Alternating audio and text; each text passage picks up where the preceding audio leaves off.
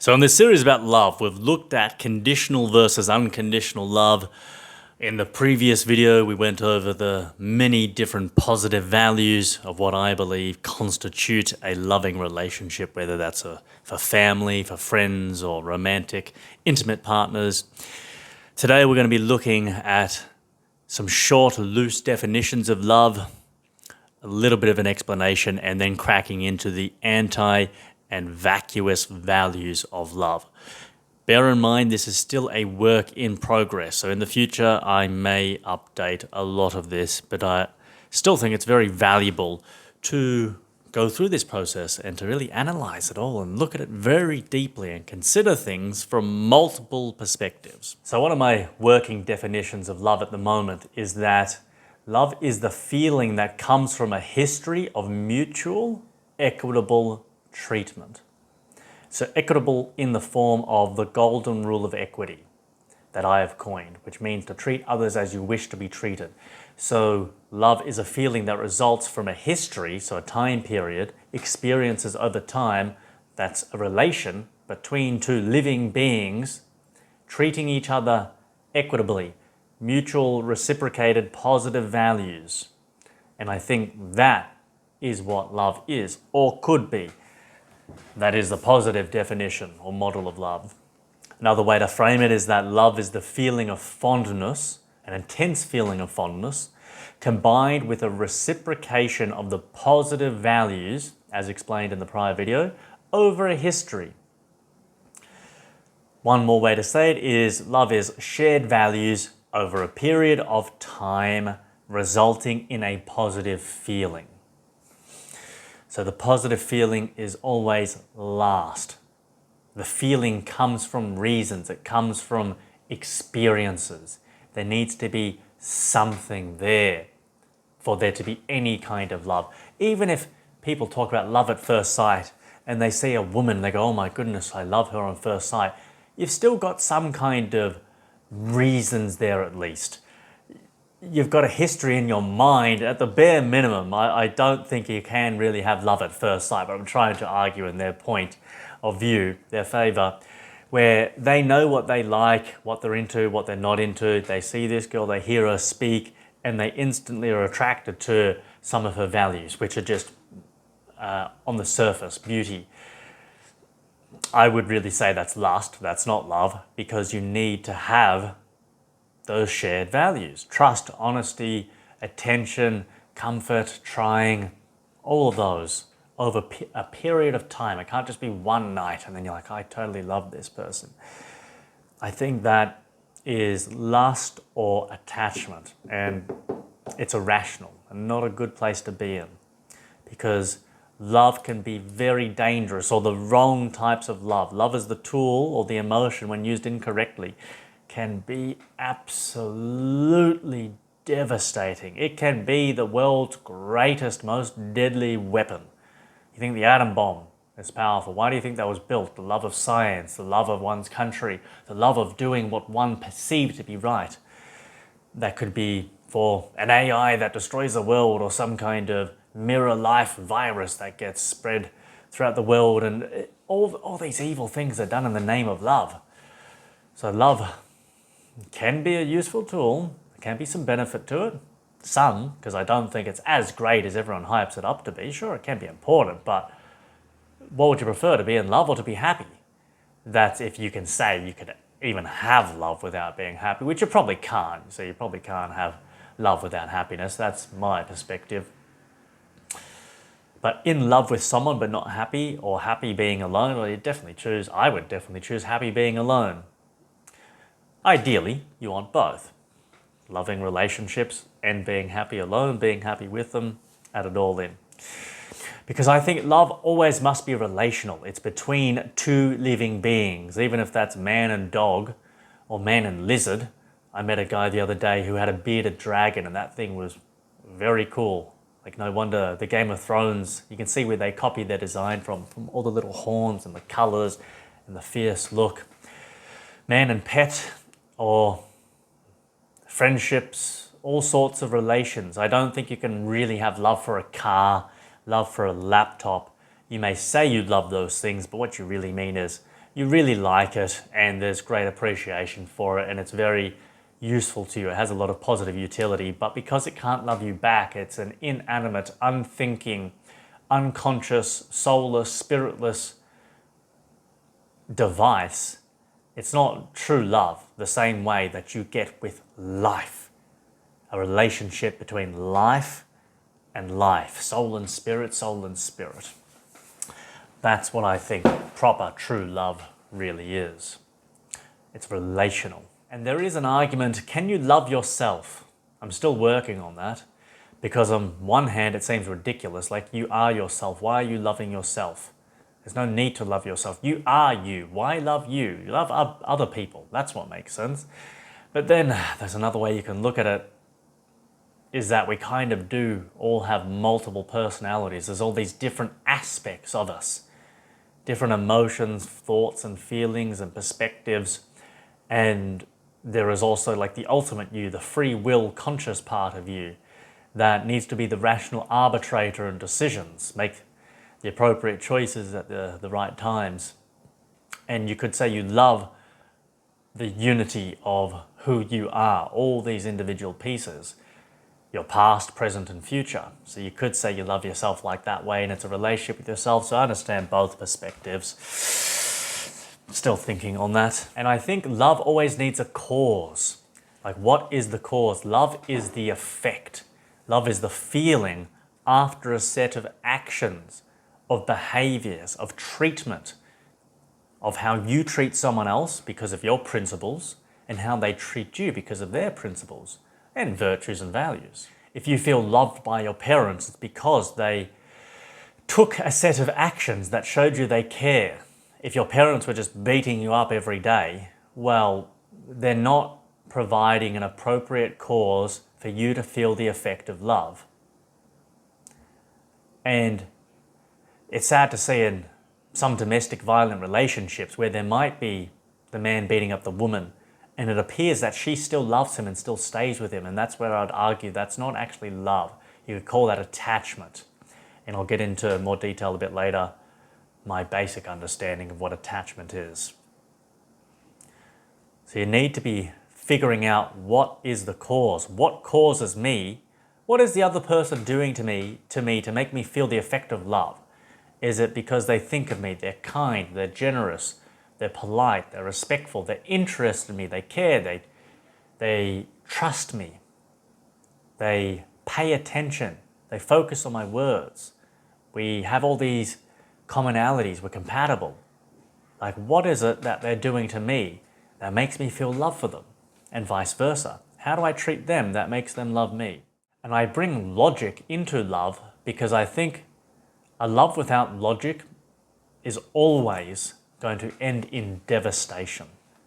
It's going to end in pain and suffering. If there is some kind of relationship that the people mislabel or interpret as love, but there is no logic to it, that is only going to end one way, and it's not going to be good. A love without logic isn't really love. And this is a perspective I have on love. I think love should be blindingly obvious with true love. It should be testable, testifiable. You go to court and you'd say, look, these two people, they love each other. Look, here's this reason, there's this reason, there's this reason. Evidence, evidence, evidence. We can prove that these two people have a loving relationship of any kind of relationship. It's testable. It's evidential. An observer could see proof of it. The same with cases where people say they love each other, but again, an outside observer could say they don't love each other. Look at this. They hit each other, they yell at each other, they put each other down, they don't look happy, they don't trust each other. There's no respect here. They don't pay attention, they're not interested. So I think love should be blindingly obvious in a relationship. Look at how they treat each other, how they talk about each other when they're not around, what they do for each other. Love needs to be proved in action.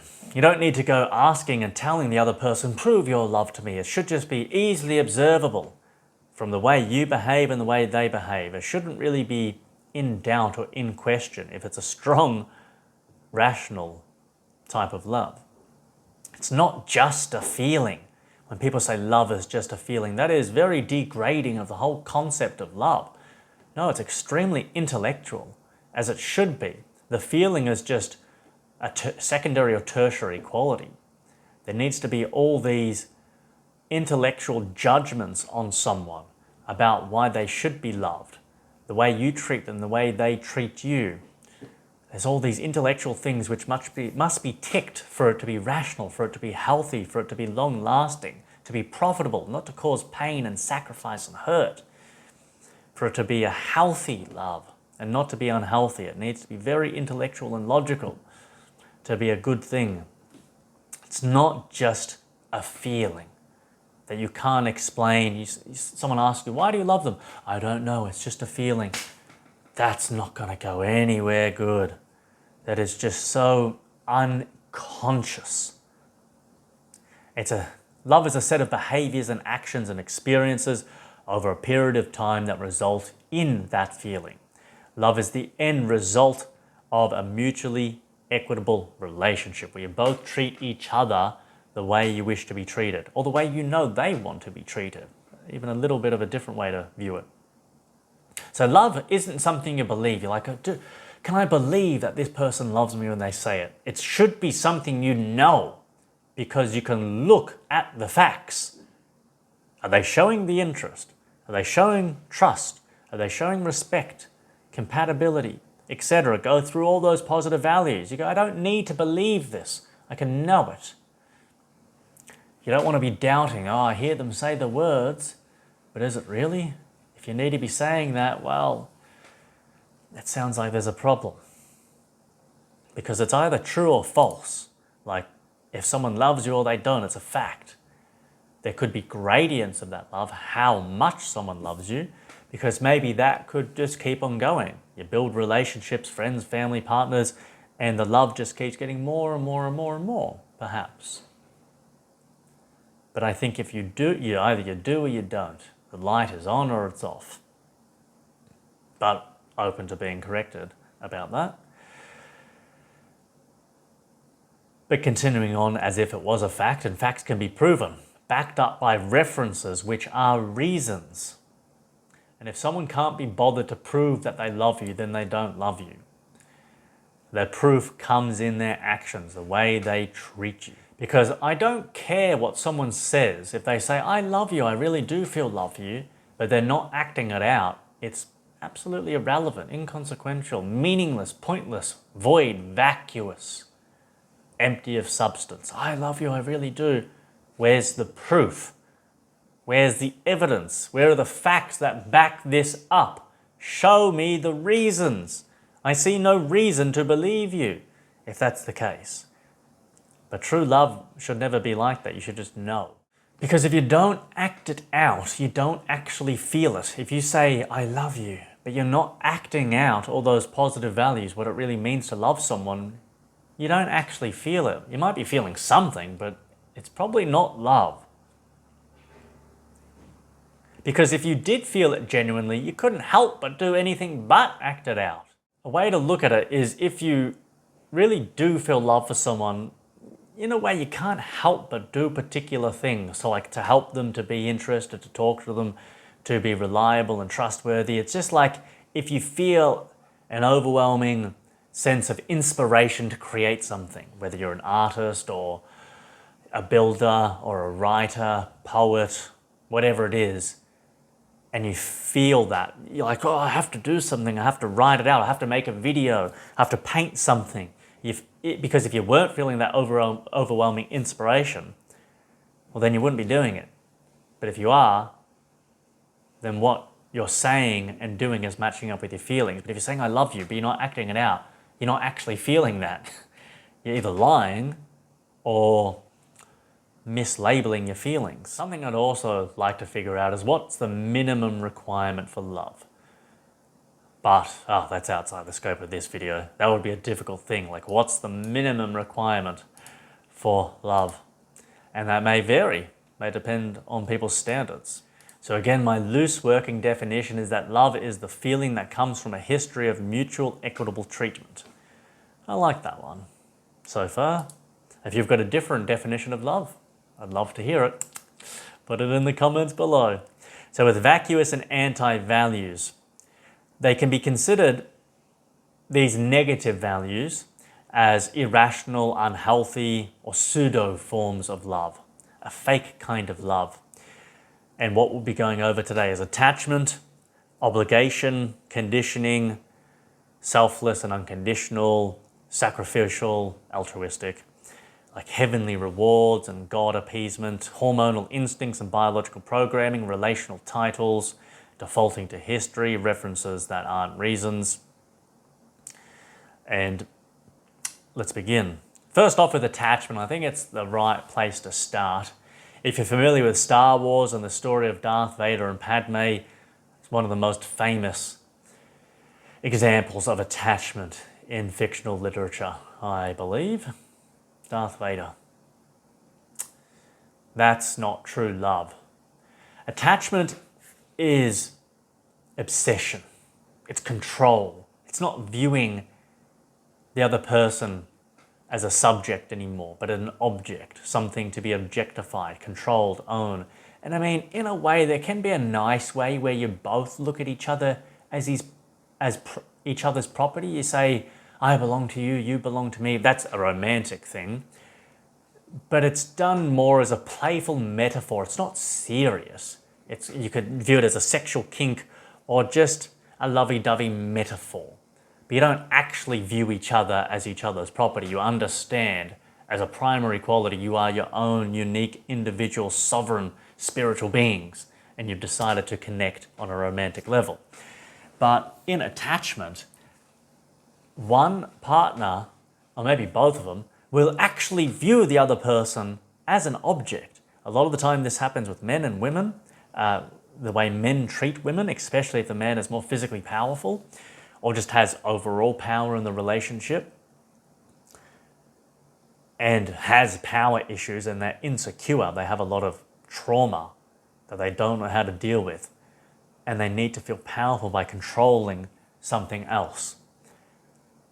And this can show up in needing to access her phone, to read her messages, listen in on her calls, know where she is, install a GPS locator in a car, follow her, stalk her, tell her she can't have any male friends, what time she has to be at home. Oh, that was a crack and a half. Oh, that felt great. But it's really needy, it's desperate, it's weak, it's insecure, low self-esteem. It lacks trust, certainty, confidence, and it's ugly. It's very ugly. But so many relationships are based on this. Neediness, objectification, possessiveness, clingy. They seek to control. There's manipulation, there's deception. And I've heard cases where this happens. They're more focused on the idea of the person than the person themselves. And their love is very easily transmutable. What I mean by that, they can be in love one moment and they can be full of hate and rage the next. You go, well, is that true love? Is that really what true love does? Where everything seems great, she says one wrong thing, whack! And it could be the other way around. The woman is objectifying the man as just a paycheck, as a credit card, as a source of income to fuel her lifestyle of luxury. That's a really common thing as well, where the man gets objectified for his money, just as a wallet, just as a form of security. And that's equally as bad. But this love can transmute to hate, to anger, to excessive grief, like unhealthy forms of grief. There can be rumination, addiction, where you can't stop thinking about them and it becomes unhealthy. Like sometimes it can be nice to have whoever you love pop into your head every now and again, but when it's constant rumination, you're like, oh, I need to be around them again, where there's their craving, I need to see them, I need to be around them. It's like a drug, an addiction. That's not healthy. It's this mindless irrationality and blindness. And they say love is blind, makes you go blind. He's love drunk, madly in love, fallen in love, fallen over, head over heels. Just how do you even fall head over heels? I don't know, head this way, falling over backwards, bending over backwards for someone you love. It's just getting these strange visuals. People walking around backwards. Crazy. But there's longing, there's violence. No, attachment isn't true love. I think that's an anti-value. And it utterly warps one's ability to see, think, and act clearly. It is illogical, irrational. It is selfless because it's not thinking about the self properly. It's not thinking what's in my rational, selfish best interests, which is to treat them like a fellow human, to treat myself like a fellow human, to be rational, to care about my own welfare and not to be constantly thinking about them, because that's not good for me.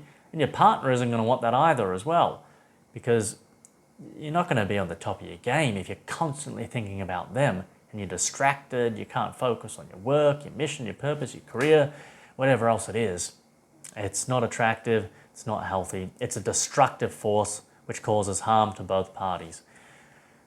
A very powerful, dangerous weapon. And most relationships seem to be, many relationships seems to be of this quality, especially romantic. With friendships and family, you won't really see attachment like that. This is more for romantic. And then we have obligation and duty is the next point. So family, arranged marriages, the duty to procreate for God, society, family, tradition. And the way I see this is it's an anti-value. To be loved out of obligation doesn't really raise one's self-esteem. If someone says, I love you just because I have to, because it is my duty to love you, well, that doesn't feel very nice, doesn't feel very loving, does it? If someone's forced to love you, it's an insult, a real punch to the bloody heart. If it's out of obligation. There's no problem with family. But there's a problem if the family doesn't get on, but they still say they love each other. And it's just a duty. If you don't love freely out of choice, because you like your son, your daughter, mother, father, mum, dad, then it's not real love. It's coming from this fakeness and anti-value of obligation and duty. That's not right then. Love should have real reasons. It shouldn't be out of obligation. It's just a nasty feeling. Well, while we're at it, I'll bring up the topic of marriage here. I did say in the previous video I was going to have a whole video for marriage, but I don't think it's that important. So I'll just talk a little bit about it in this section here, because that does link into obligation, duty. A lot of cultures, most cultures really, they have this idea that they need to get married. It's even cross religions, isn't it? All religions, whether it's Islam or probably even Buddhism, Christianity, Hinduism. This concept, this idea, sick idea of marriage is in all of them. And it also links into conditioning and indoctrination, social standards, expectations of marriage. So where do we start? What is marriage? Marriage is this public declaration in front of a large group of people you know that you promise to stay together forever with someone, even if you grow apart and you become incompatible. You're still going to stay together, even if that does happen. How on earth can you rationally expect to be with someone forever? It's irrational. It's actually illogical to have that perspective, especially with all the data we have in the statistics of looking at how many marriages end in divorce. Because it's coming from a place of fear and mistrust. It's saying, I trust you so little to stick around. I need to swear this oath of allegiance to you in front of a whole big group of people. So if anything happens, I can fall back on them. Look, they listened, they heard me swear this oath that I have to stay around, even if we're not working out anymore. I can't leave. Bound to you forever. We're married, we're chained. It's coming from such a place of mistrust. You have to get the two biggest gangs in the world, religion and government, two violent groups of psychopaths, to sign off on this legal contract when things go wrong that they're going to punish you, and to try and use that threat of punishment to keep you together even if you're really unhappy and you've grown apart. Because you have to, as an intelligent, rational person, understand that you do grow and change over the course of your life. Hopefully, you're not a frozen statue. It's not two statues marrying, and they could be married forever because they're unconscious, inanimate matter. But you're a living, spiritual human being. And so are they. You're going to change, and they're going to change, and the relationship's going to change. You could look at that as three different elements. So to predict that you are going to stay together forever, it's the wrong way to come to frame a healthy relationship. It should be, hey, everything's going really well. Let's continue to stay together one day at a time, or one decision at a time. Let's move in together. Let's get investment property together. Let's start a business together. One decision, one step at a time for as long as this is working. And allow yourself the freedom and the flexibility to break up if you ever need to, because that's what true love is. True love doesn't let the butterfly land on the hand and go crush, you're never getting away, or put a collar and chain on someone else. No, you're staying here forever, handcuffing. It's like what marriage is. It's, I don't trust you to stay with me because I have such low self-esteem and confidence. I'm afraid you're going to cheat on me. You're going to find someone better and you're going to leave me. So let's stand up on stage, make these silly oaths, and handcuff each other. Worse than that, because you're getting gangsters involved. It's just the opposite of trust. Like, where is the trust there? Again, I've got nothing wrong with long-term relationships, but I think they're only healthy if they come from a place of trust and love. And marriage it's showing there is no trust, there is no love, there is no rationality, there is no thinking, there is just conformity to a program. That's all it is. It is just obedience to the matrix, to the program. The program says you get married. Okay, yep, parents got married, brother and sister got married, these people got married, friends and family. I saw it in a movie, Disney's Hollywood perspective on that. That's the end goal for a happy relationship, is to get married and to live happily ever after. It's just not realistic. It's not thinking. It's not being rational. It's not taking relationships and life seriously. It's allowing other people to think for you. It's being a second-hander. It's not trusting your partner. It's not loving them to the full extent that you really should. It's not loving yourself and respecting your own autonomy and personal freedom. Because what if you're with this woman and she's great, but then someone better does come along? Like, from my perspective, if I was with a woman and someone more suitable for her came along, go fly. Be happy. That's what love does. If you're not suited to me anymore, why would I hold you down? I'm not that insecure. I'm not desperate. I'm not obsessed. I'm not clinging or needy. My happily ever after story is with myself, because that's the only thing I can guarantee. Everyone else is a bonus, which, of course, you can be thankful and grateful, appreciative of, but I just don't think you are being grateful of it when you need to put a collar and chain around someone, where you need to handcuff them to you because you're so afraid, coming from such a place of fear and insecurity and low self-esteem, that you say, we have to chain each other together because the man's afraid of losing this woman to someone better, or she's going to cheat. Or, in a way, there's really no benefit for the man. I heard a friend tell me this today. I asked for his advice on this, and he thought it from a perspective I hadn't considered.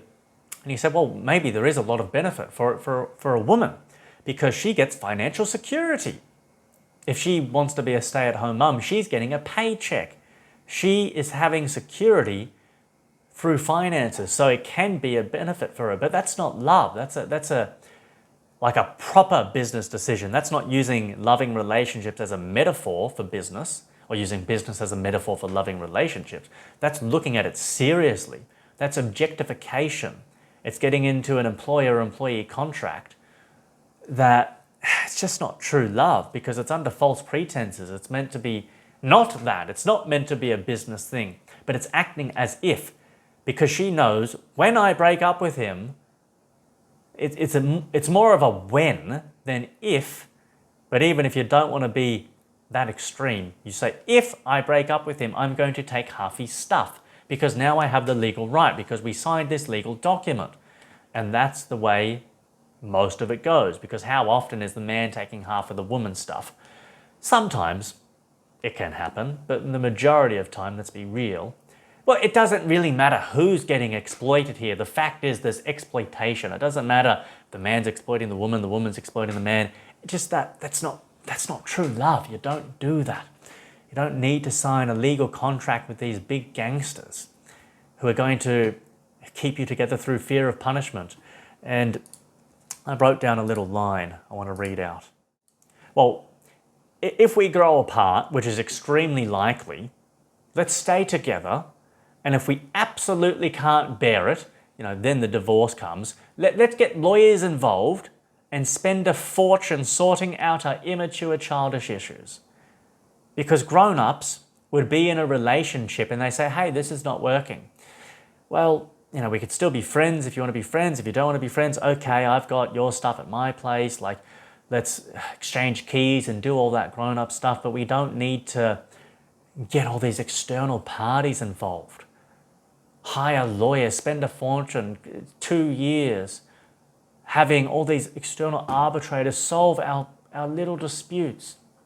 Like, if you've got such big arguments, why the hell did you ever think you should get married in the first place or be in the relationship in the first place? If you don't even know how to break up amicably, why the bloody hell on earth were you with that person? It's probably, all healthy relationships should probably go through a breakup, like a serious breakup, and say, let's not be together. And then to really see how the other person is, because true character can be revealed in the breakup. That's how you tell the nature of someone. It can be very revealing, actually. Oh my goodness, it's so perverted. It's an inverted, twisted sense of love because it's not love. It's social conditioning, it's a program, it's a business model from the cabal, these religious agents. And you can get into the other agendas behind it as well, because people say, oh, the whole idea about no sex before marriage is to limit population growth. But that's not what happens. It's actually the opposite. The population expands more because people have kids when they get married. If there was no marriage and people can just be promiscuous and there's no slut shaming and all this bullshit about body counts, women can sleep with as many people as they want, men can sleep with as many women, and there's respect on both sides. Oh yeah, none of this bullshit slut shaming both ways it goes. I don't like it going either way. Have your sexual freedom. There'd be so many less kids because people would be happy. A lot of the time people have children because they're not happy in their life and they're looking for something to love because they can't love themselves properly. They're married and they don't know what love is. That's why they got married in the first place. Let me try loving a child and have a child love me because the child can't get away. This is not just a cynical look on it. It's a perspective. I'm not saying it's my whole perspective because, again, I like to look at things from multi-dimensions, lots of different angles, but it is a valid perspective. And it needs to be taken into account, seriously. Like the idea of marriage. Let's just stay together forever no matter what. What happens? If we grow apart, nothing. It's a public declaration and legal commitment that a couple will stay together forever regardless of feelings or compatibility. There's no trust, there's no love, there is no foresight, there's no rational contemplation about the future. It's a loss of dignity because, all the cabal's agenda, it's a humiliation ritual. That's really what it is. Because the whole connotation behind marriage is that you're just animals. You are animals mating on the earth farm. Because in this instance, this specific animal you are is a horse. That's why they get married in the stables. That's why you have, you have a marriage. Even the word marriage is like a mare, which is a type of horse. You have a relationship when the woman is always nagging the man. Nagging, that's a nag is a old useless horse. You say he is hung like a horse, that's going to keep her happy. She ties her hair in a ponytail, or you have the piggy tails. That's a humiliating term compared to pigs. I mean, it's like pigs don't even have hair like that. Why would they be called piggy tails? Maybe that's an Australian thing. I don't know if that holds true in other countries. But they get married in the stables. You have the husband, that's linking into husbandry, which is the caretaking of animals. You have the bride. So the bride is like a bridle. I think the bridle is some instrument that goes onto a horse. Oh no, there's the bit in its mouth. The bride is just bridle, something to do with equipment that goes onto the horse. There is hung like a horse. There's probably more examples like that, but you really start to think about that. You go, holy shit, there is a lot of references to horses when it comes to marriage. Wow, you didn't know that. And unless you'd heard someone else talk about it, you probably wouldn't pick all of that up. But it's a humiliation ritual. It's like, look how dumb these people are. They don't know what they're doing. They're just copying everyone else. Monkey see, monkey do. And they're claiming to be experiencing the most exalted, revered form of love, but yet they don't have the first understanding of the concept of love. Now, maybe they've got some inclination of what love is. That was hyperbole. But it really does emphasize the point at how little they actually know and how little they actually care about finding out the truth. Again, I just don't think that is a healthy relationship. It's an unrealistic, Disney-programmed fairy tale to think that a marriage is going to work properly. Because what is so appealing about the idea of being with one person forever? And on Earth, forever doesn't mean that long. It means 50 years or something. But even imagine if you were in Etheria, my proposed world. If you'd watched the 4-part series about the world rating, you'd know all about Etheria. Say there where you're immortal, and forever meant 1,000 years, 10,000 years, 50,000 years, for as long as you want it. What's appealing about that idea? I don't find that appealing. It's appealing to stay together with someone for as long as a period of time that just naturally occurs without expectation that it has to be forever or for a really long time. It's just, no, we're still good today. In 100 years, yeah, we're still going good. Oh, how long do you guys plan on staying together? We don't plan it. We're just going with it. It's not something that needs to be planned like that. Why would you do that? Where's the value? It's coming from a place of fear. You could plan specific things together. Oh, we plan on going this trip. We've got this project we're planning, but the actual relationship, why plan that? It just doesn't make sense to me. I might be missing something, but it just doesn't make sense. I don't think it's coming from the right frame or the best frame. Because realistically, people are going to change in ways that you can't predict.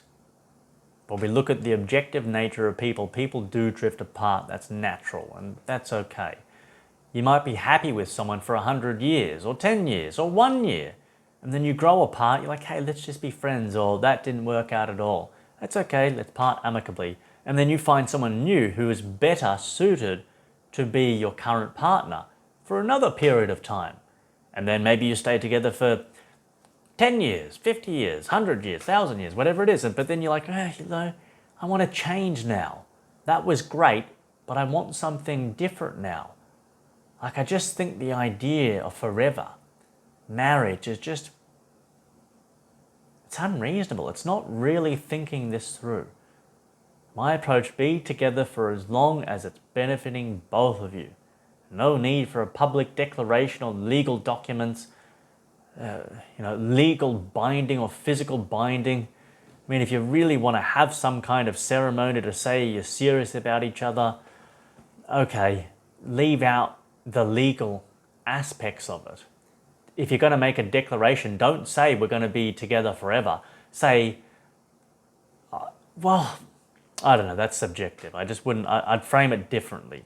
Maybe there is a better way you could do it, but it's not the way that's commonly done today, that's for sure. Also, you have to consider, even if you do make a public declaration that you're going to stick together for as long as you're compatible, what's the point of that? Why do that in a public setting? You could do it privately, but it's more probably than not, like it's extremely likely, at some point you are going to break up.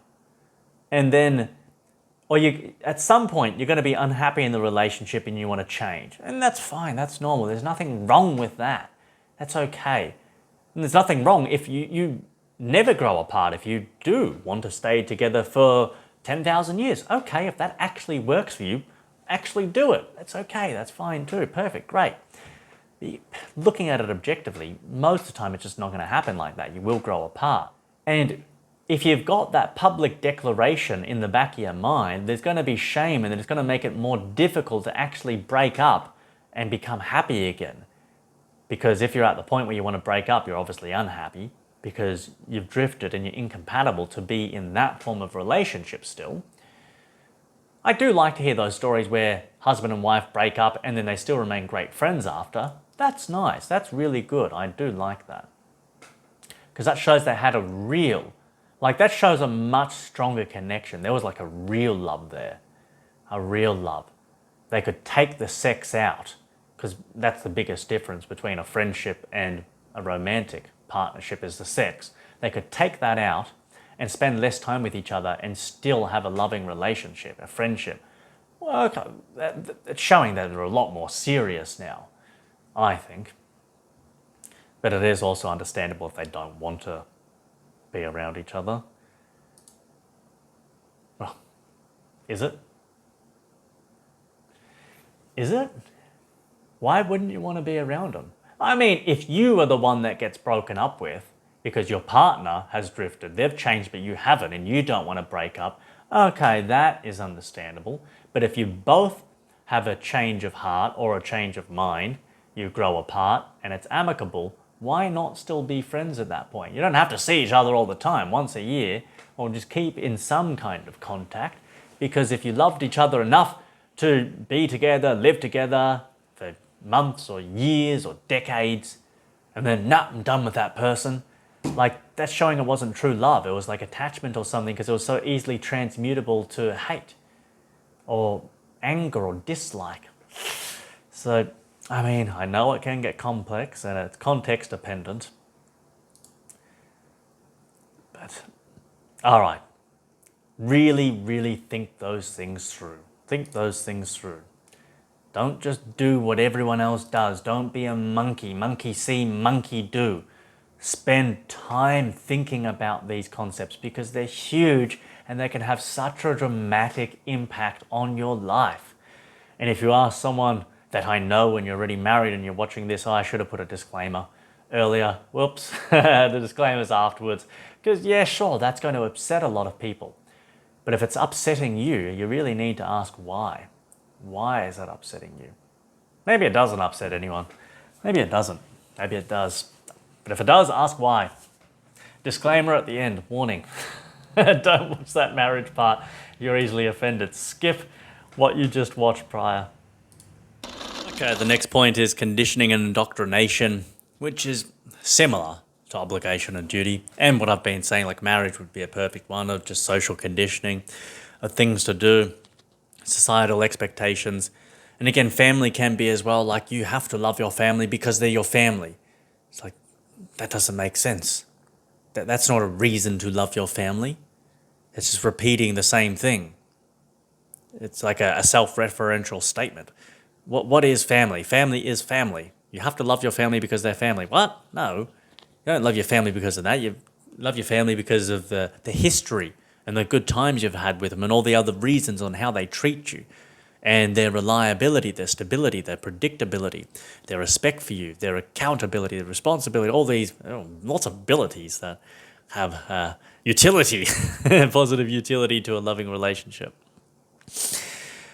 That's why you love family, not just because they're family. No, so much conditioning there. Or you could have family setups where people are set up with each other. It's not a full arranged marriage, like which is apparently quite common in India. Those ideas, that's just completely repulsive. I think they might also do that in China and other parts of the world. But you could have family setups which are similar, and they could feel like there's coercion or force. Coercion, like a light intellectual kind of force, not physical force to get set up. And also desperation. People get into relationships out of desperation, like conditioning that they must have a girlfriend, they must have a boyfriend, they can't be alone, they can't stand their own thoughts. They've got to be distracted by someone else. They can't be self-sufficient sexually by masturbating and looking at porn. They must have a physical partner. No matter what quality they are, they'll lower their standards so low that they put the limbo bar so low they can't get under it. There's no getting any lower. But I have to do this. I can't be alone. Just this conditioning, this indoctrination to be so desperate and needy. Which then, of course, would lead to attachment. That explains why there's so much attachment.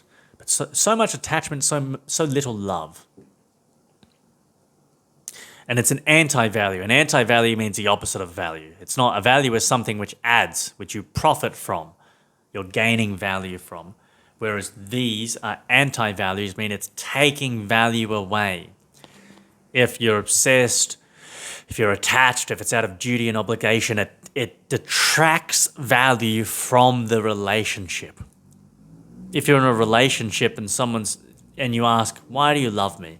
And they say, because you're family, because I'm obligated to, out of duty. That doesn't add value to the love, it detracts value, it makes it not love.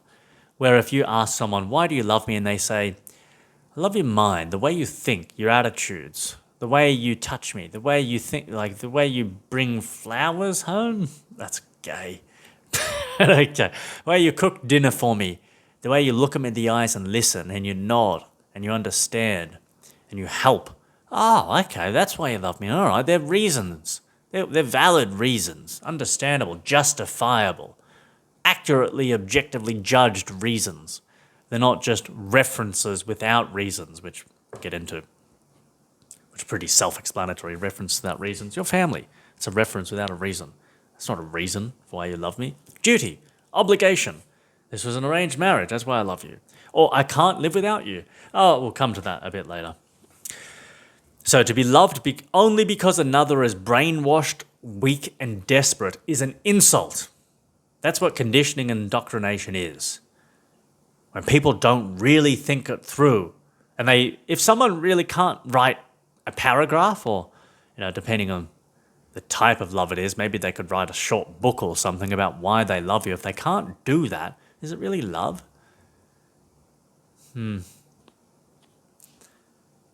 Or maybe you could think, like, if you wouldn't be able to write a eulogy about that person and cry, don't want to think too hard about that, you might tear up. But if you couldn't write a eulogy about someone and like have difficulty not crying while you're reading that out, do you really love them? I like that. I just thought of that then. I like that. That's a good way to think about it. If someone just says, because you are my family, because you are my wife, my husband, eulogy, okay, no problem. They just write a eulogy and they just read it out, real stoic face. Yes, they sit down. Yeah, thank you. That wasn't love. That was just duty. That was robotic NPC-ness. Not love. So selfless and unconditional love is the next one. And so if someone isn't getting anything from the relationship, if it's selfless, I'm not expecting anything in return, I'm not getting anything from this. All they want is just to tick off a box of being selfless and unconditional. Well, that's an anti-value because it's showing they are incapable of thought, consciousness, or rationality, let alone love. They say they love you when they don't know the first thing about anything. This is a sick situation of chosen mental disease. When someone says, I unconditionally love you. It's like, what? How rude. How rude and demeaning is that? Are you saying you can't come up with one reason why you love me? One condition? I love you because of this. To say unconditionally means, no, there's no reason why I love you, I just do. Or maybe the only reason is because you're my son. Or you're my wife. That's why I love you. What? That is so insulting. You've got to be kidding. What if I started to beat you? Whoever you are. I just beat you up. Would you still love me then? Oh yeah, I'd still love you. Why would I want to be friends with someone who thought it was okay for me to beat them up? I have self-respect. I have principles and standards. I'm a good man. I mean, so I obviously wouldn't be beating you up in the first place. But if I started mistreating someone, what's that saying? And you're going to allow that and still love me? It's showing you're broken, like you're an actual physical mental retard. There's something wrong with you if you still love at that point. It's like you've got actual brain damage. Something's wrong. That's not right. Love must be conditional. Don't hurt me. Respect me. Don't steal my money. Don't lie to me. Don't cheat behind my back. If it's an open, polygamous relationship, different story. But if you've agreed for it to be monogamous, for whatever reason you agree to that, whatever reason, then you hold your word. You don't cheat and betray someone. These are rational conditions. You arrive on time. You provide your time. You talk to them. You communicate. If you have none of these conditions being met in a relationship that is purely unconditional, you are psychotic. Like actually not right in the head. There's something bloody wrong. And that's why these religions are so evil, because they indoctrinate people and brainwash people to become walking psychoses, just psychotic machines. And it's not bloody healthy. And I know what it's like to be in that state of mind, because I have experienced a psychosis for 3 weeks, and you do think some crazy, unbelievable shit. I should just love everybody, I should love everyone, and that'll keep me safe, and that's good. And then I'll be a good person if I do that. And you try to do that, but, well, I couldn't really, even in my actual insane state of mind for multiple weeks. It's just not possible, because it's too crazy. It's just too unhealthy and irrational. Selfless love. It's like, I'm going to love other people, not because it's good for me, but because it's good for God. It's good for the community. It's good for this abstract idea of duty and obligation to the human species. I'm not going to love because there's any profit to me, or I like you at all, or you're treating me well. It's just selfless and unconditional due to bad philosophy. That's what it comes down to. And that is a terrible anti-value. And this really links in with sacrificial and altruistic love. Altruism is the philosophy that others should come before you. You are always second best, if lucky second best. You are like the tertiary benefactor of your actions. Meaning everyone else needs to come before you. They say love is sacrifice. Look at everything I've sacrificed for you. Children, for my partner, I've sacrificed everything. What the hell? What an insult. Just spit on my face and break my nose while you're at it. Punch me in the bloody heart. Why don't you just get your hand and rip out my heart, throw it on the ground and stamp all over it? If you say being with me in a romantic relationship or as a parent is a sacrifice, fuck off. You're an evil, stupid C word if you're saying that. Because you really need to understand the idea of sacrifice. Because people don't, because they don't think. A sacrifice, if I was to give you $100 and you give me $200, is that a sacrifice? Well, for you it is, but for me it's not, right? Because I gave you $100, you gave me 200. I'm not sacrificing anything. If I gave you 100 and you gave me 100, is that a sacrifice for me? No. If I gave you $100 and you gave me $50, is that a sacrifice now? Yes, it's a sacrifice, because I just lost $50. If I give you 100 and I get nothing back, that's a sacrifice. So do you see where I'm going with this? If you're in a relationship and you're saying, I've sacrificed to be with you, so you traded something which was more important to be with me, That's insulting. So what, you would have really preferred to have that job or to be with that woman, right? Because I'm trying to talk from the man and the woman's point of view. But if a woman said that to me, right? This woman, beautiful girl, she says, I've sacrificed so much to be with you. Like, oh my goodness, that's a kick in the heart. And she said, there was this other guy I really wanted to be with more than you, but I chose you. Oh, holy shit. Okay, well, go be with him then. Don't be with me if it's a sacrifice. That's not good for you. That's not good for me. That just hurts. That just hurts. And you don't want to be doing that to yourself ever either. You don't want to be sacrificing. If you hear that from your parents, all you hear is, I'm a piece of shit. They're calling you a piece of shit. I had to sacrifice so much to raise you. Basically they're saying, I had to give up on what I actually wanted in life to raise you because you're a burden. You were an accident, unwanted. And now I have to look after you, you useless, annoying, inconvenient piece of shit. If I could get away with murder, I would have done it. I've had to sacrifice my whole life to raise you. That's actually, objectively, what it's saying when you communicate that language. When you say those words, it's attached to those concepts. Concepts are objective. They exist. It's a fact. That's what you're saying when you're saying, I had to sacrifice to be in this relationship. A friendship, whatever. A healthy relationship of any kind does not involve sacrifice. It should not be sacrifice. If a friend asks you to move and I say, yeah, no worries, I'm helping him out, it's not a sacrifice to me. I'm helping him, so I'm spending 100 energy points to help my friend move, but I'm getting paid double in kind. I'm getting his company and I'm getting his gratitude. I spend 100 energy points, I get 200 back. It's no sacrifice to me. But if he asked me to help him move and I really couldn't because of some valid reason, whatever it was going to cost me $500 in petrol to get there to help him, well, then it's a sacrifice, then it's no good. You just need to say, hey mate, I'm sorry, I can't help you. There's too much loss to me to do this. I'm not in a position to do it. If I was, I would.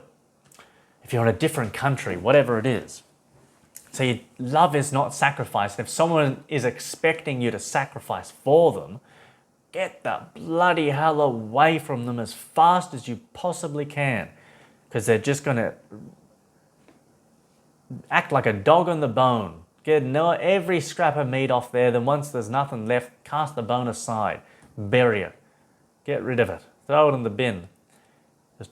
Just a hunk of meat to be used. And it's such an evil agenda that has been primarily orchestrated via these religions. Because that's what evil people want from you. They want you to believe a false philosophy of sacrifice. So then you never fight back. You think it is noble and virtuous and healthy to be a sacrificial lamb. To be Jesus hanging up there on the cross. Yeah, this is good. This is the best thing ever. This is true love. To be tortured.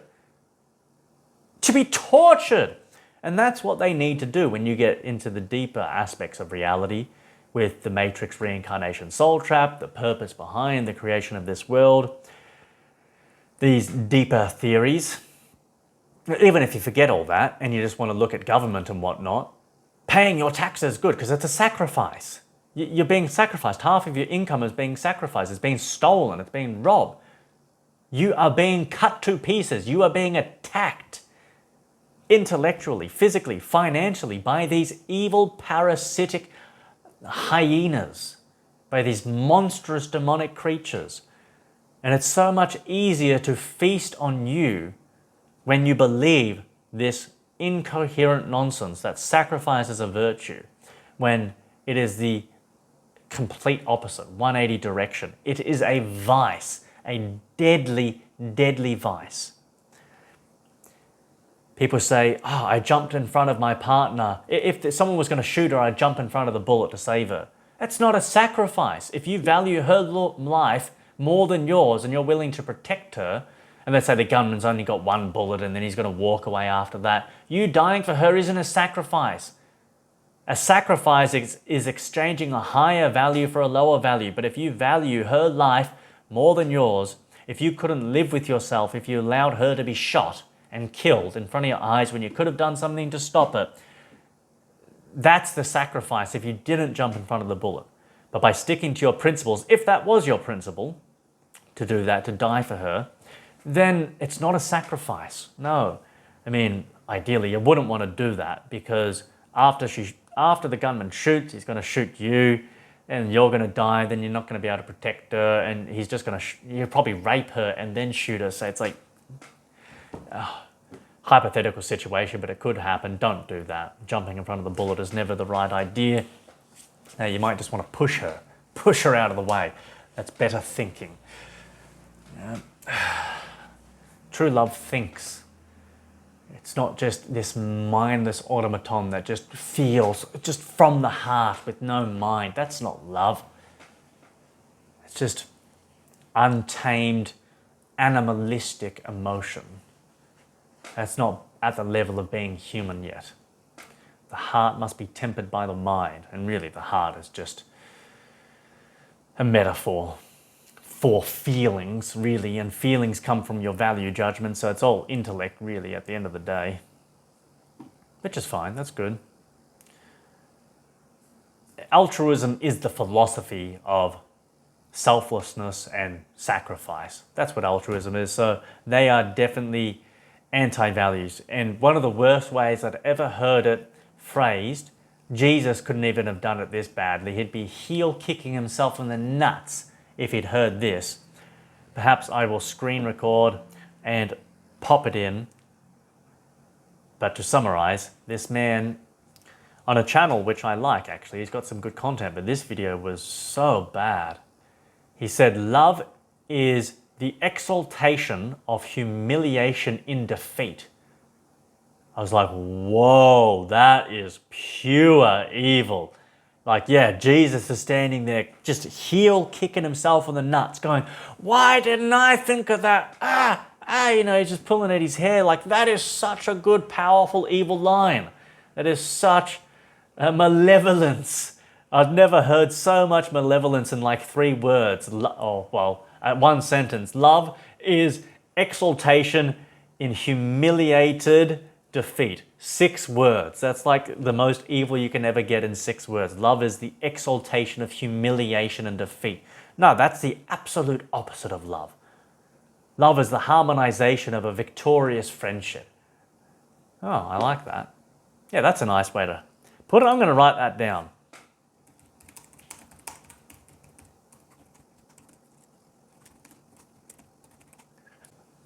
Yeah, love isn't about defeat. Love is about victory. Victory together. Fighting together. Protecting each other. Thriving together. It's about winning. It's about feeling good together. It's not about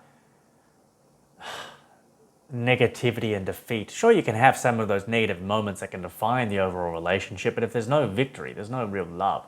Otherwise, it's just tragic attachment. Just like the story of Darth Vader and Padme or Romeo and Juliet. It's just a tragic story of obsession and irrationality.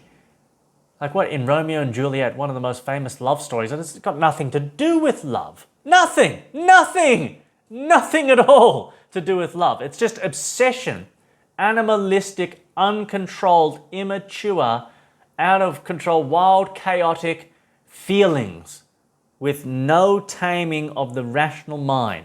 Because what is it? Romeo thinks Juliet's dead, but Juliet's asleep, so Romeo he drinks some poison, and then as he's dying, Juliet wakes up, sees him, and then she takes the poison as well and kills herself. It's just, that's not love, that's the opposite. That is just the human spirit defeated by irrationality, bad logic. That's what that is, the human spirit defeated by bad logic, by a bad view on what it means to have a morally good life. Bad metaphysics, bad epistemology, bad morality, bad life, unhappy times, not love. Not love in the way I would call it. Okay, next we have heavenly rewards and, hold on, wait.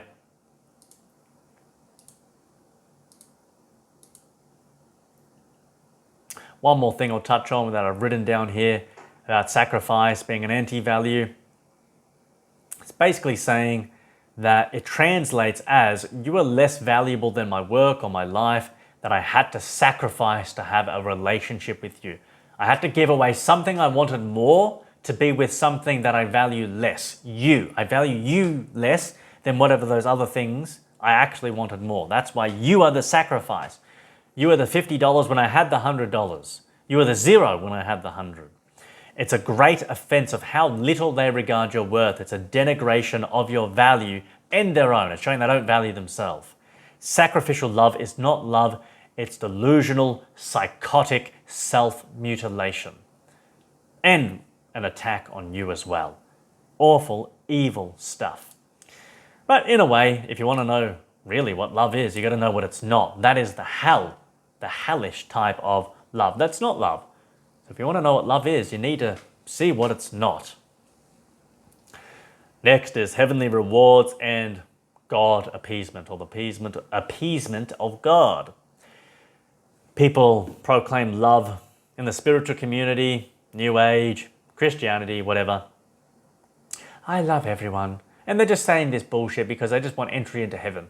I love Jesus, I love God, I love my partner, I love this person. They don't actually feel it, they just say it. Or maybe they do feel this psychotic delusion, but it's just because they're terrified of being burnt in hell for eternity. Even if the Bible doesn't actually say that, it's such a regurgitated mission that it's in the psyches of everyone in the Western world who have grown up with that terrible religious indoctrination. They're terrified of torture and pain in the afterlife, and even of it in this world, of being shamed and shunned and exiled and looked down upon and talked about and gossiped about, etc. So, oh yes, I love everyone. Yep, I'll do that because I want entry to heaven. I want pleasure, even if I have to be God's little bitch up there and obey him and sing songs and play a harp and do all this stupid shit I don't want to do.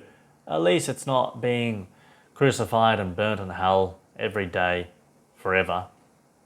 You know, it's slightly better, so okay, I'll take that. And so that's where this fake, false love comes from, this anti-value form of love. You know, they want to appease this powerful megalomaniac, this torturer. The only reason people listen to God is because he's meant to be all-powerful. They come across this question, who created the universe? How the bloody hell does life exist? What's going on here? Who made us? Etc. God, it was God, and he's very powerful, and if you don't do what he says, he'll hurt you really badly forever and ever, beyond any pain you could imagine down here on earth. Okay, man, I'll better get on this guy's good side, because how do I fight him? I can't even see him. I can't talk to him. I have to just, know anything about him, learn anything from this book and what these dudes up on stage say about him. They all say, don't get on his bad side. Look what he did to everyone who didn't listen to him. And he killed them, he flayed them, he stoned them to death, he burnt them, he genocided them, he crucified them. Okay, I'm going to love everyone then. Bloody hell. So it's coming from a place of absolute pure terror. This love for everyone else. Or just any kind of love they have is coming from a place of pure terror. And even a lot of that times, that terror won't be faced because it's so suppressed. And they won't want to acknowledge that because they're so deeply brainwashed and under a literal hypnotic spell of madness. It practically is magic at that point, how hypnotized they are. I know because I was there. I went through a Christian phase for 3 months, believing in Jesus and loving everyone and all that stuff. I thought that was the right way to go about it. Actually, it's a big part on why I had a psychosis, and I literally went insane for 3 weeks. And that was the worst experience I've ever had. No one, not even Jesus or Yahweh, deserved to experience that kind of torture. No one. And they deserve a lot of bloody things, that dynamic duo.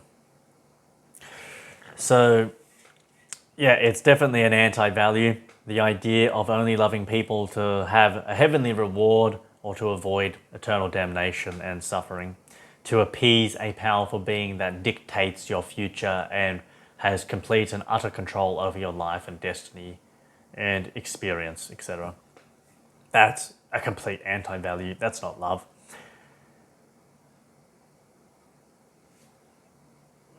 Yeah, it's a form of hopeless powerlessness that drives one to feel love from that position. It's a repulsive act of cowardice. And the cowardice itself exactly is coming from the inability and a lack of desire to think rationally for oneself, to learn what the hell is rationality, to really contemplate the ideas that they believe is coming from apathy, indifference, laziness, and just an unwillingness to live. Next is hormonal instincts and biological programming. So, like motherly instinct, animal instinct, or men's desire to continue the lineage and survive vicariously in blood names. So if this is paired with positive values, it can be acceptable. But if it's only this and there's no other positive values there, and there's this love that just comes from biology devoid of reason, that's where I think it's not true love. It's just hormones now. You're just at the mercy of your biology. It's not chosen. It's not rational. It's not contemplated. It's not judged. It's not being arrived at via a process that makes sense, where there's reasons. It's just, I've got all these feelings in my body. I love them. Whether it's a kid or, I don't know, a partner or whatever, if it's just hormones. And I know this is obviously a lot more applicable to women and their children, where they have this uncontrollable, overwhelming biological programming or instinct to love their child. And I'd say it's more attachment. It really is more attachment than anything else. And I mean, from the point of view of survival, you could argue it has positive utility, but that's only because of the way this world is structured.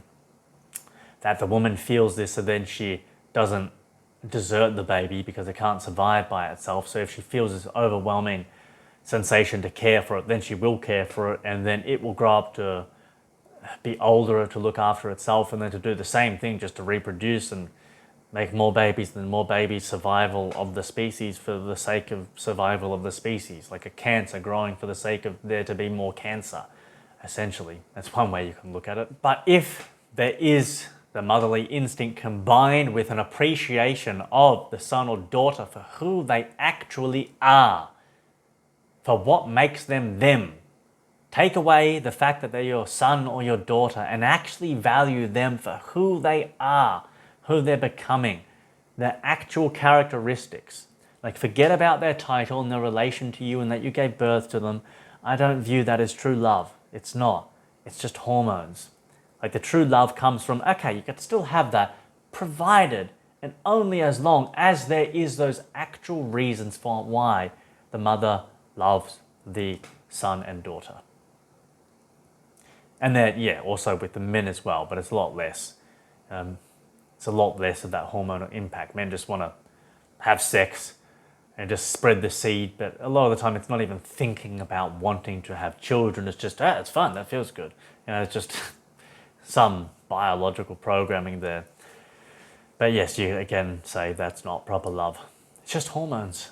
Just hormones. Hormones, again, are okay when paired with the rational mind. When they're uncontrolled, it's just like a loose dog out on the street just banging anything it can. Hope that gives you a feral visual image in your mind so you can link that. Yeah, if someone loves you only because their biology tells them they should, then that's a pseudo love. It's not real. So then you have relational titles. That's the next point. So when you say, why do you love me? Well, you're my brother. You're my husband. You're my daughter. No, but why do you love me? Because you're my son. No, but why do you love me? Because you're my child. I gave birth to you. That's not telling me any shit. That's just a relational title. That's vacuous. So, I mean, that can become an anti-value as well, but it's primarily a vacuous, empty explanation. It doesn't add anything. It's not a reason. It's vacuous, empty, void, means nothing by itself. You know, why do you like bananas? Because they're my favorite food. But why do you like them? Because they're bananas and they're my favorite food. Why though? They're bananas and they're my favorite food. It doesn't make sense. It's meaningless. Don't default to that. Don't default to that. Give reasons. Next is defaulting to history. Why do you love this person? Oh, because we've been together for so long. We had a great childhood growing up. I've known them for so long. There used to be good old days. There aren't anymore, and they haven't been for a long time, but there used to be. And so then you feel this obligation or expectation to continue a friendship, a relationship, even when it's not good anymore and you've grown apart. That's not real love. That's coming out of duty and unanalyzed programs that you're running, subconscious programs that are just looping due to tradition and history. It's vacuous by itself without any reasonable references, examples of history. I mean, history can be okay. It's a definite aspect required of a loving relationship. If someone says, why do you love me? Of all the history we have. And they say, yeah, but what history? And you say, well, the time we went to this event together, we went to the lake, we played golf, we saw this cat, went on a motorbike ride, we went to the gym, this thing happened. Oh, okay, all right. Yeah, now there's no belief because you know it and you feel it. You're like, oh, that's the truth then. They're telling the truth. Because there's good history there. You don't want to just default to history without any reason itself. You see this a lot. I do. Next, and almost finished, are references that aren't reasons, which could be so many of these things are just references that aren't reasons. Why do you love me? Because I'm your mum. Because we're married. Because we grew up together. Because remember when we first met and we were so in love with each other? Yeah, okay, but we're obviously not like that anymore. That's why if I had to ask the question, do you love me right now? That wouldn't come up. But we've known each other for so long, can't live without them. Like, why do you love this person? I can't live without them. That's not a reason. And I mean, that's getting into the realm of attachment as well. That's not healthy. I don't think, no. You could say life is better with them. Okay, but why? Get into the reasons why. Oh, because they support me, they help me pick my clothes, my fashion looks better, they really complement my style, I'm very logical, they're emotional, they support me in this, they think from different perspectives. Okay, that's why my life is better with them. Okay, now you've given proper reasons. Okay, understandable. Yeah, but if they don't say that, they just say, can't live without them, known each other for so long, life is better with them, they mean so much to me, they're my world, it's fate, I feel a connection with them, we've known each other from a past life. All these things, they're just references without reasons, that aren't reasons.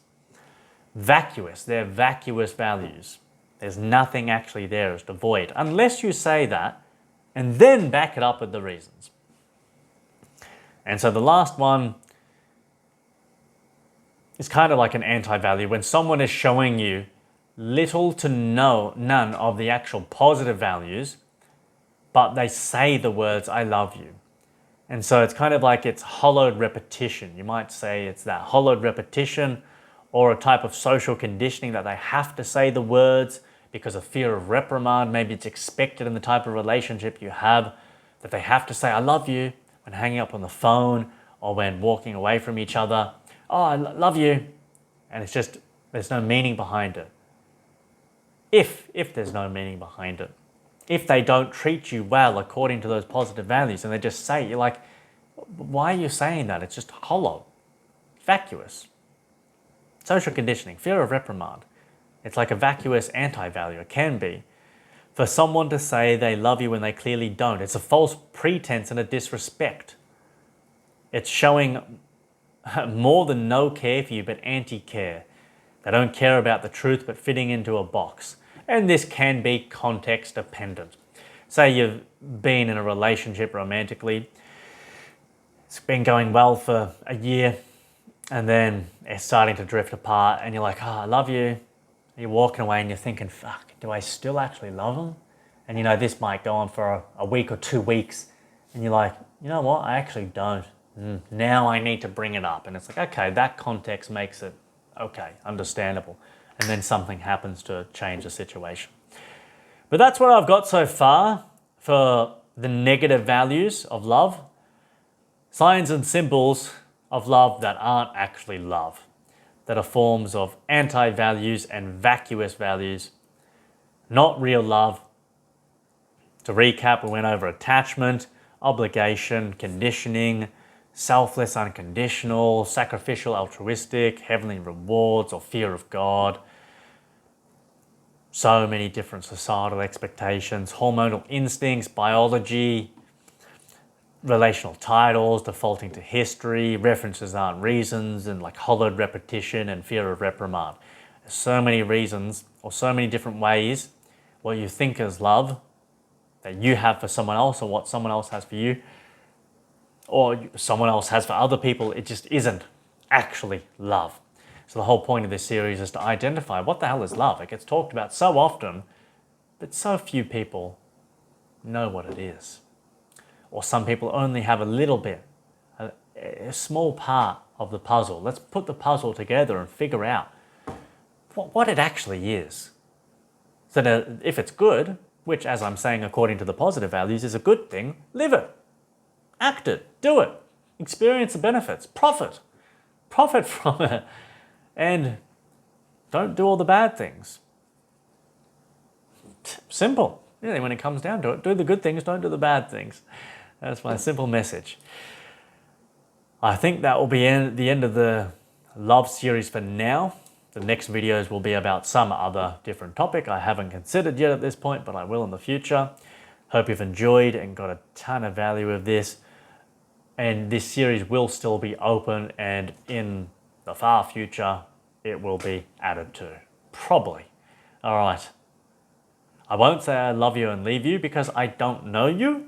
So I will say bye-bye.